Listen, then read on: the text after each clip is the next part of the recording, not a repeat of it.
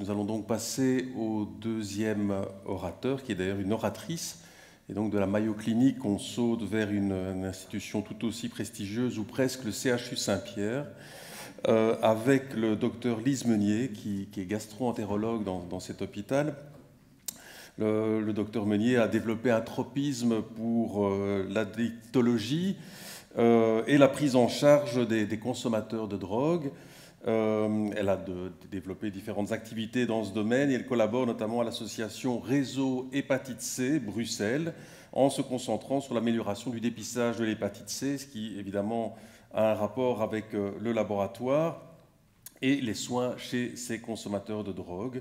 Et elle va nous présenter un projet fort intéressant de biologie en dehors du laboratoire qui s'appelle le projet SAMPA. Elle va sans doute nous donner beaucoup plus de détails. Merci beaucoup.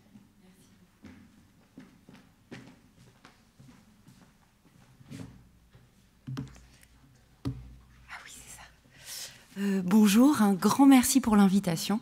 Je suis très honorée d'avoir l'occasion de vous présenter notre petit projet, donc à l'échelle de Bruxelles, et je vais tenter donc de vous présenter comment nous utilisons les POCT, en effet, dans le dépistage et le diagnostic de l'hépatite C chez les usagers de drogue, donc à Bruxelles.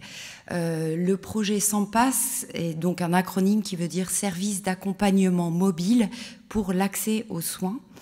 Comme vous le savez, donc l'hépatite C a connu une véritable révolution thérapeutique avec l'avènement des antiviraux à action directe, ce qui a conduit l'Organisation mondiale de la santé à fixer un objectif d'élimination de cette maladie pour 2030. Ceci ne sera possible que si nous parvenons à dépister et diagnostiquer un public souvent précarisé, souvent marginalisé et en marge du système de soins classiques, que sont donc les usagers de drogue et également le public du milieu carcéral.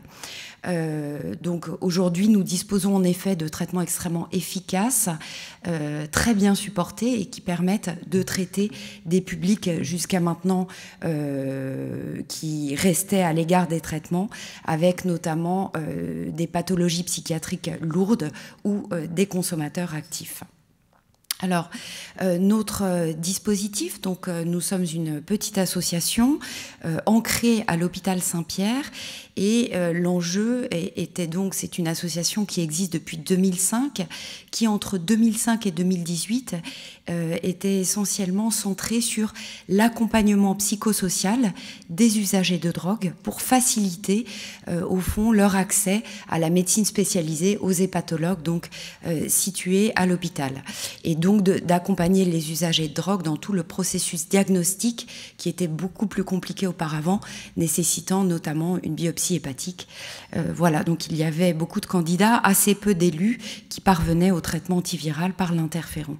Et puis avec cette révolution thérapeutique et l'enjeu des difficultés d'accès aux soins de ce public, grâce au soutien des pouvoirs publics, notre équipe a pu s'agrandir avec depuis 2018 ce projet donc SAMPAS et finalement le développement d'activités d'outreach, c'est-à-dire où notre équipe sort de l'hôpital et va donc dans des structures de première ligne d'accueil des usagers de drogue, avec notamment les comptoirs d'échange de seringues, les structures de prise en charge des usagers de drogue donc, qui mettent les patients par exemple sous traitement de substitution.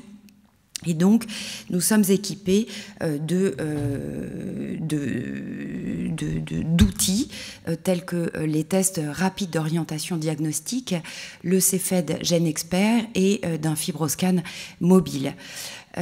Voilà. Notre équipe est pluridisciplinaire. Il y a une collaboration étroite avec l'hôpital Saint-Pierre grâce notamment à l'implication du docteur Mulquet, hépatologue à Saint-Pierre, qui a créé cette ASBL, et nous avons tous une expérience dans le travail en première ligne avec les usagers de drogue. Nous sommes donc financés par la COCOF. En revanche, pour ce qui est du matériel technologique, c'est important de souligner que cela n'a été possible que grâce à un financement via les firmes pharmaceutiques qui ont donc contribué au financement du FibroScan mobile notamment et du CEFED GenExpert. Alors, donc, voilà comment ça se passe. Nous avons donc un ancrage à l'hôpital Saint-Pierre. Nous avons par ailleurs donc un vélo électrique cargo sur lequel nous posons notre matériel, donc le FibroScan mobile, le CEFED GenExpert, et nous rayonnons sur l'ensemble du territoire bruxellois. Et donc, nous proposons des permanences qui consistent en fait en notre présence, c'est-à-dire nous sommes toujours en binôme de notre équipe avec le matériel pour des plages entre 2 et 4 heures dans les institutions partenaires avec des récurrences qui sont fixées en fonction des besoins de nos collègues en première ligne. Alors, je vous propose de vous faire un petit retour sur l'utilisation des tests rapides, qui sont de formidables outils en pratique. Comme vous le savez, ce sont des examens qui sont très simples, rapides, indolores, et qui permettent de dépister de nombreux patients qui sont souvent réticents à la prise de sang. En effet, moi j'ai travaillé donc pendant plusieurs années dans une association qui s'appelle le Projet Lama, qui accueille des usagers de drogue, les accompagne et les met notamment sous traitement de substitution.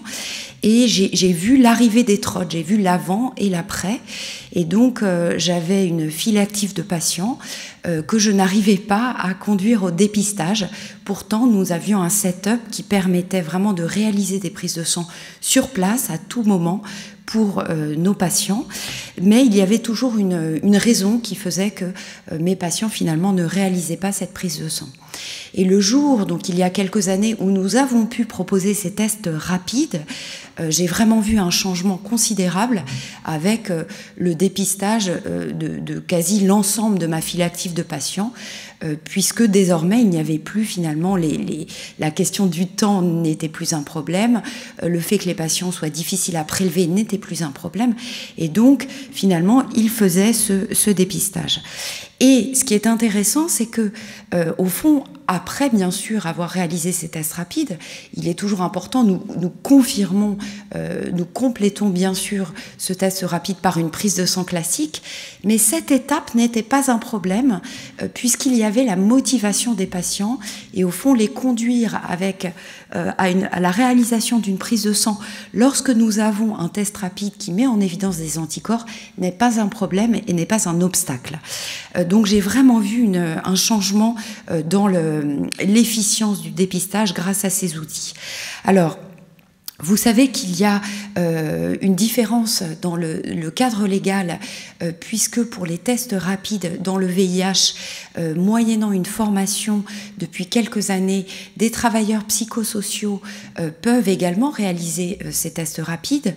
Ce n'est malheureusement pas le cas encore pour l'hépatite C, ce qui est évidemment bien dommage, puisqu'en fait, d'abord, ça ne constitue pas un test rapide dans le domaine de l'hépatite C, ne constitue pas une annonce diagnostique, puisqu'il faut ensuite compléter l'examen, et ça constitue un frein parce que notamment nous avons de nombreuses structures, notamment les comptoirs d'échange de seringues, qui sont non médicalisés et dans lesquels nos collègues ne peuvent pas proposer de dépistage avec ces outils. Voilà, c'est donc un frein au dépistage. Alors, pour vous donner un ordre d'idée, nos activités de dépistage cette année, voilà, donc nous avons proposé 146 permanences dans 10 institutions différentes, donc c'est-à-dire comptoirs d'échange, structures d'accompagnement avec notamment les structures qui mettent les patients sous traitement de substitution, mais également des cures, post-cures, également des permanences au SAMU social. Donc nous sommes intervenus dans 10 institutions différentes avec des récurrences plus ou moins régulières selon les besoins. nous avons réalisé 233 tests rapides et donc finalement 426 contacts patients. C'est important parce que c'est vraiment l'occasion de délivrer des informations sur les progrès dans l'hépatite C, puisque la communauté des usagers a été très très fort marquée par l'épisode, enfin l'ère interféron, avec beaucoup d'effets secondaires, une communauté médicale à laquelle j'appartiens, donc des hépatologues qui n'étaient pas toujours très accueillants vis-à-vis des usagers de drogue, et donc un souvenir un peu marquant de cette époque, alors qu'aujourd'hui, finalement, tout le monde peut avoir accès au traitement. Donc ces dépistages sont vraiment l'occasion aussi de rappeler où nous en sommes et de contribuer à l'empowerment de cette communauté, bien loin des systèmes de soins classiques.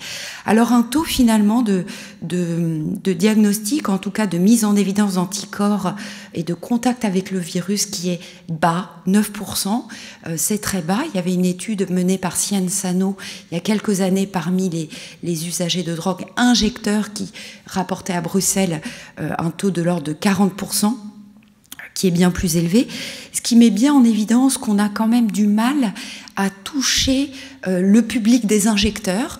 On atteint le public des usagers de drogue, mais le public des injecteurs qui fréquentent particulièrement les comptoirs d'échange de seringues, etc., qui sont encore très forts dans la consommation, malgré nos activités d'outreach, nous échappent encore un peu.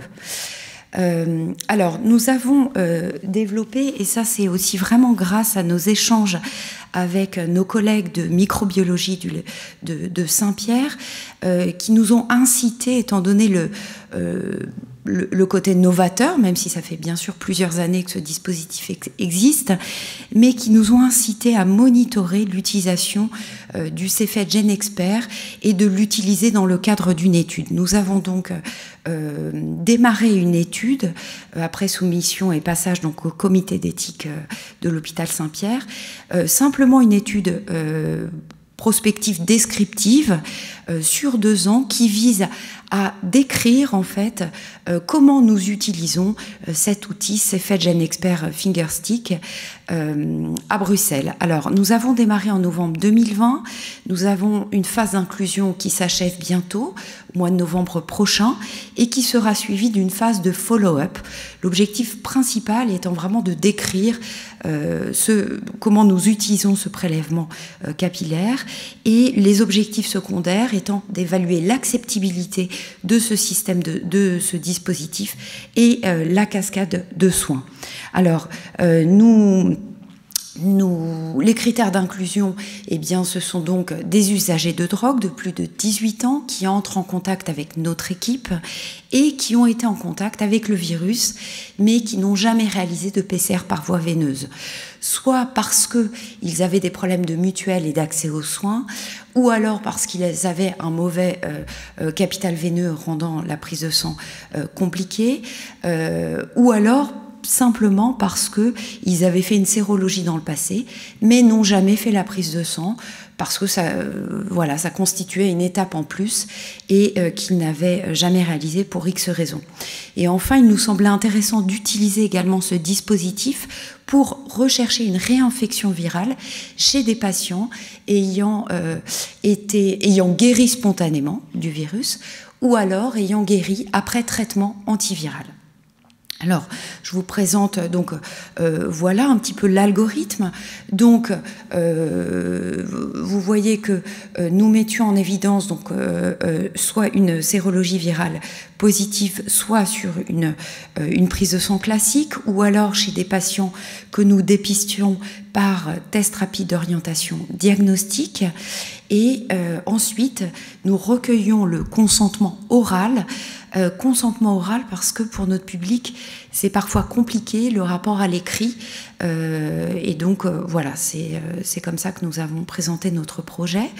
Nous leur proposions de rentrer dans l'étude pour réaliser ce prélèvement capillaire.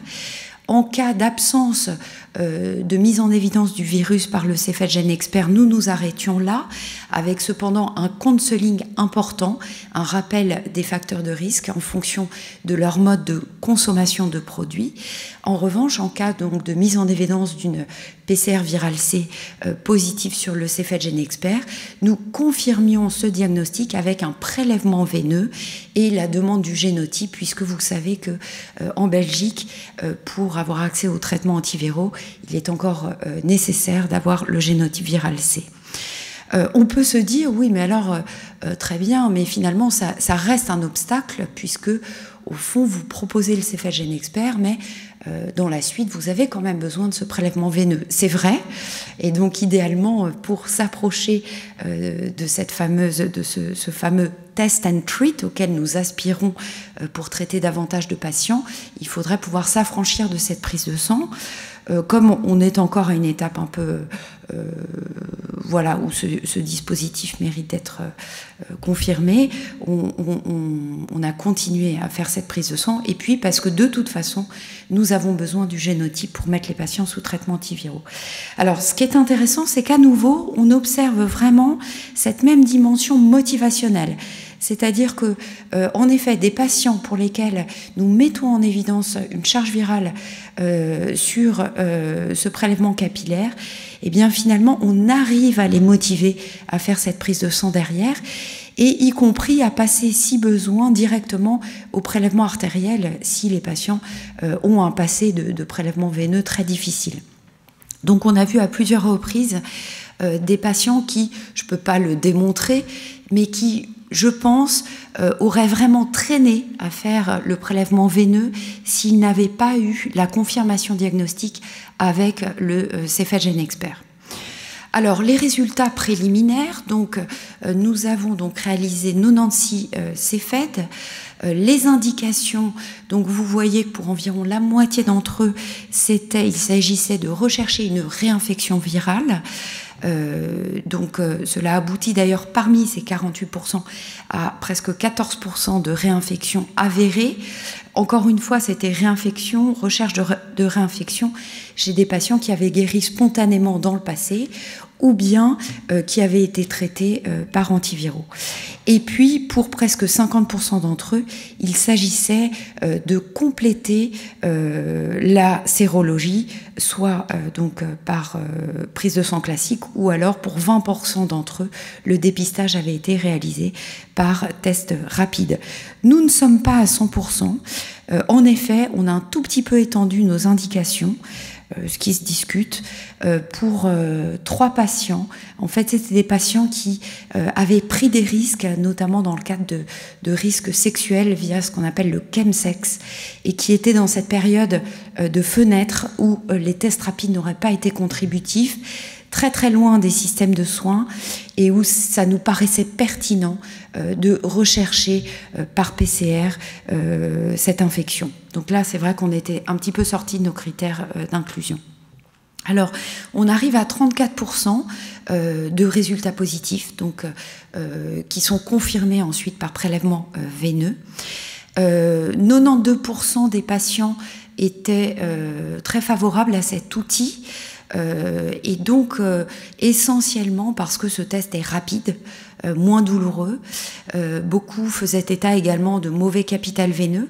Et enfin, c'est à préciser que ces cassettes, qui coûtent cher, environ 70 € pour le Cefet, dans le cadre de ce financement par les firmes pharmaceutiques, étaient gratuits et donc proposés gratuitement pour ces patients. Alors le profil de ces patients, beaucoup d'hommes, c'est tout à fait à l'image de ce que nous avons dans le secteur de la toxicomanie, qui d'ailleurs nous pose beaucoup de questions, parce que en fait les femmes arrivent dans ce secteur de première ligne beaucoup plus tard et dans des états souvent catastrophiques. Donc nous avons un groupe de réflexion là-dessus, comment réussir à toucher les femmes plus tôt. Donc en effet, nous avons une nette prédominance des hommes, des patients, donc beaucoup de patients qui n'avaient pas de prise en charge de couverture médicale du tout, ou qui avaient donc une aide médicale urgente.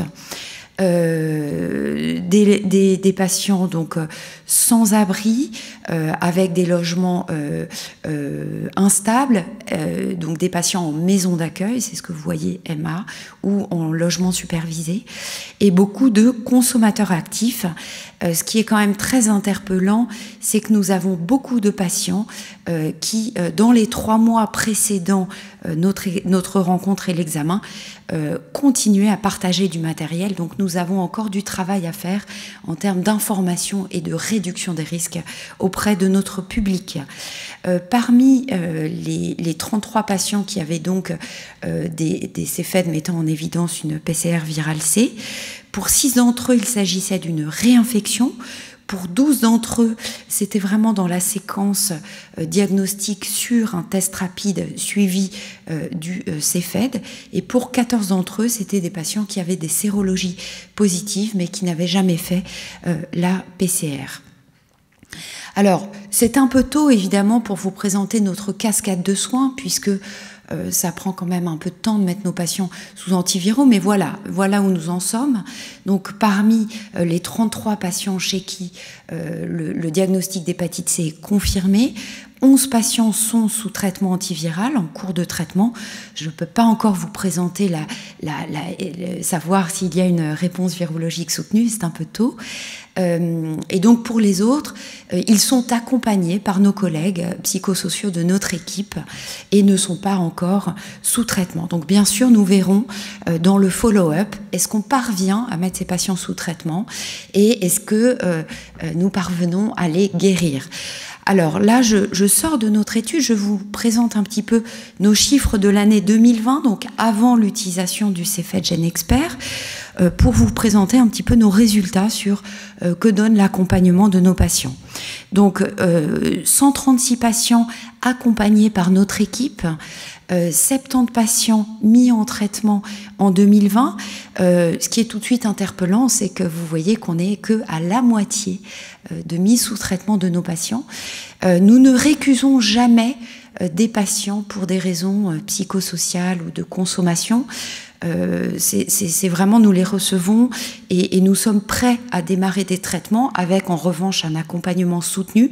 Mais vous voyez qu'on n'y parvient pas souvent parce que nos patients sont encore souvent dans des phases de consommation très très actives ou en rue, etc. Et c'est eux qui ne sont pas prêts. Alors, donc nous avons pour 40 patients, donc des patients qui sont traités et guéris, et nous avions encore 28 patients qui étaient soit en cours de traitement, soit pour lesquels nous n'avions pas la prise de sang plus de 12 semaines après la fin du traitement. 2 drop-out. Pour les 28 patients qui étaient encore en cours de traitement ou pour lesquels nous n'avions pas encore la SVR, ce que je peux vous dire, c'est que en général, ça se passe bien, c'est-à-dire que nous avons une très bonne observance en fait au traitement, très peu de drop-out, mais pour un public précaire, hein, donc là, ce que je vous montre, pardon, c'était pour me dire de ne pas dépasser. Hop, ah, excusez-moi, ça c'est vraiment mon petit minuteur. Hop, comment faire? Chut, excusez-moi, hop, voilà, c'est malin. Donc pour 28% dans... C'est horrible. Oui, c'est ça. Excusez-moi, hop, voilà, tac, tac. Merci, c'est très gentil.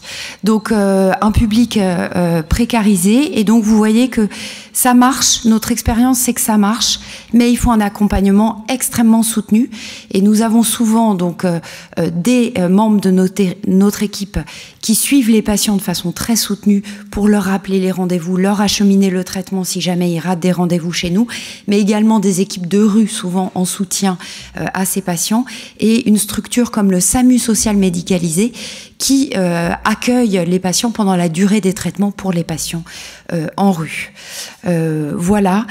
Ce que je peux vous dire, c'est que ce n'est pas seulement une histoire de réponse virologique soutenue, c'est une expérience très positive pour nos patients d'être guéris de cette maladie qu'ils ont souvent contractée à cause de leur contamination, avec donc quand même une stigmatisation de cette maladie, avec des témoignages assez forts et qui contribuent à réaffilier nos patients dans le système de soins. Un témoignage très fort, c'est « Je suis guéri de l'hépatite C, maintenant je vais m'occuper de mes dents ». Alors en conclusion, pour nous, ces outils constituent un excellent support à l'entrée en relation avec ces usagers précarisés. Clairement, les activités en outreach permettent la réaffiliation de ce public dans le système de soins. La question pour nous est la question de la pérennisation de l'utilisation du dispositif au niveau des financements.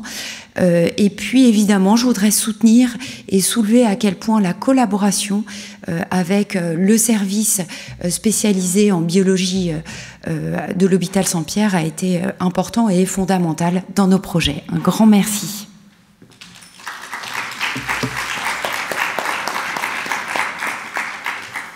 Merci beaucoup, Dr Meunier, pour cette très belle présentation, également pour l'automodération et la petite séance humoristique. On la gardera pour notre bêtisier de fin d'année. Et donc c'était vraiment passionnant. Est-ce qu'il y a des questions? Je pense qu'en ligne, il n'y en a pas. Par contre, dans l'assistance, oui. Bonjour, Olivier Van Den Berg. Tout d'abord, je voudrais vous remercier pour l'exposé.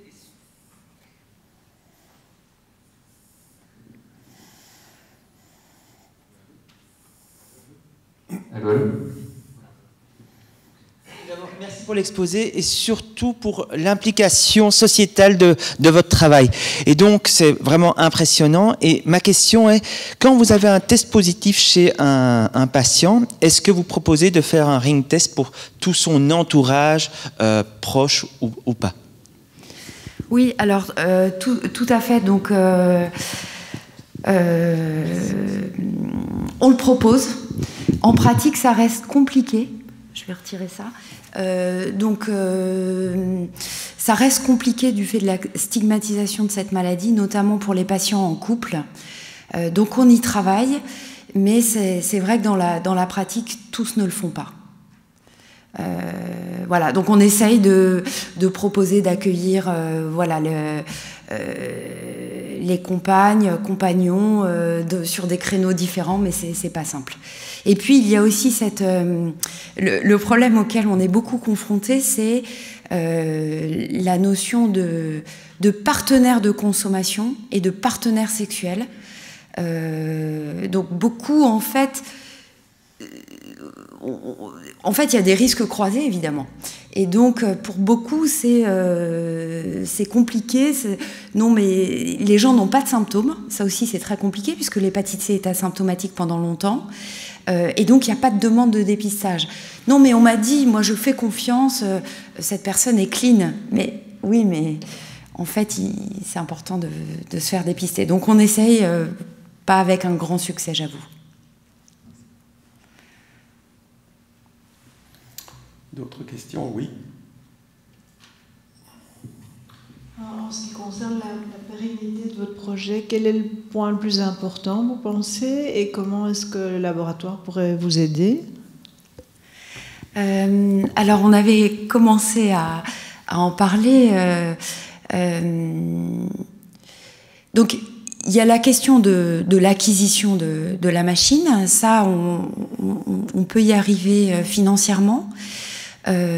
Après, il y a la question des frais de maintenance. C'est tout bête, mais ça coûte cher. Donc là, on a demandé un financement, on a réintroduit une demande de grant au niveau des laboratoires pharmaceutiques. Après, je crois que l'étape d'après, on avait commencé à en parler, c'est de voir comment, au fond, on pourrait se passer aussi de la PCR, c'est-à-dire de la validation derrière avec la prise de sang. Et donc ça, il y avait toute la démarche de... alors le terme technique, excusez-moi, je crois que c'est l'accréditation ou voilà, de faire accréditer par l'organisme BELAC, si je ne me trompe pas, de cette étape-là que nous faisons, qui soit validée et reconnue finalement comme un acte biologique validé. Donc ça, je crois que c'est l'étape d'après. On avait commencé à en parler et je pense qu'on va prochainement continuer les discussions pour voir comment. La question des financements par l'industrie pharmaceutique est évidemment une question épineuse aussi pour nous. On essaye d'être financé à part égale. C'est épineux parce que pour nous, la question des prix des médicaments est un vrai obstacle à l'accès aux soins pour notre public. Et donc le fait que nous soyons financés aussi par le pharmaceutique pose une question éthique qui, moi, m'empêche de dormir régulièrement.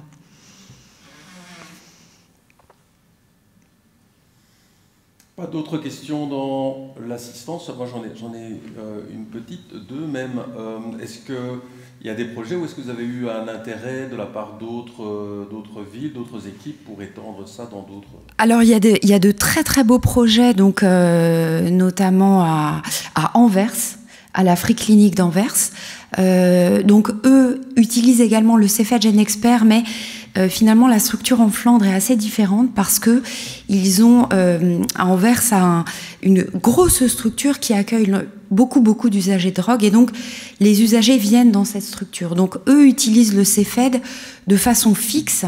Voilà, c'est vrai qu'à Bruxelles et côté francophone dans d'autres villes, c'est assez différent puisqu'il y a de nombreuses petites organisations qui accueillent les usagers, d'où notre dispositif Nous Mobile qui est d'y aller sur place. Il y a aussi de très belles initiatives avec un van qui se déplace avec où il y a une étude également avec le Cepheid GenExpert du côté de Genk. Avec le professeur donc Gert Robeys qui travaille depuis des années sur la question de l'hépatite C. Voilà. Et côté francophone, ils ont également à Liège une équipe mobile qui se déplace et il va y avoir un équipement national. En fait, il y a une association belge qui se développe pour tenter de mutualiser les ressources, notamment technologiques, avec l'acquisition prochaine de 2 appareils Cepheid GenExpert, un fibroscan mobile, et qui va bouger dans les différentes villes. Et ça, c'est chouette parce que ça va être à l'échelle du pays. Donc ça va naviguer également entre la Flandre et côté francophone. D'accord. Et une autre question, je voulais rebondir sur donc, vos problèmes de sommeil avec le financement. Donc, quelle est exactement la part de financement par les autorités Alors, tout à fait. Donc, nous sommes très soutenus. Donc, c'est vraiment les pouvoirs publics qui financent notre structure, la masse salariale, enfin, l'existence de notre ASBL. En revanche, c'est pour l'aspect technologique et machine, donc fibroscan mobile et Cepheid GenExpert, où là, nous avons dû donc avoir recours aux pharmaceutiques. Ok. Voilà. Très bien. Merci beaucoup encore. Merci à vous.